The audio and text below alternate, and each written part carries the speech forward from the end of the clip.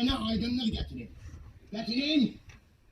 Getireyim hanım. Hadi get söyle ne demeksin haloğlu get söyle ne şimdi? Senin o arvadın benim arvadıma zenginip deyip ki Fəhrun da ne deyip dinle. Dedik ki 2 tane toyumuza ne cevazım iştirak eder misiniz? 2. toya ihtiyaç yoktu size devletimin. Eziyet çekmeyin. O ne daha? Nedir? Neydi o?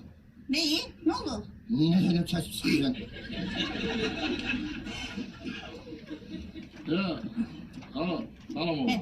Ben dedim ben demiyorum seni toya çağırma. Aha aydınlık getir. Ya polis dedim sana eziyet vermiyor. He. Ya bizim bir de sana 2 defa gelmişsen. He.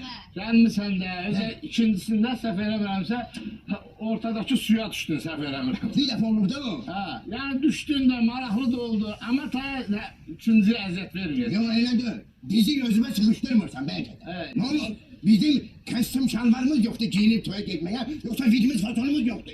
Ne olur? Ne o? Benim böyle oynamamı görmüşsen de toya. Ne? Benim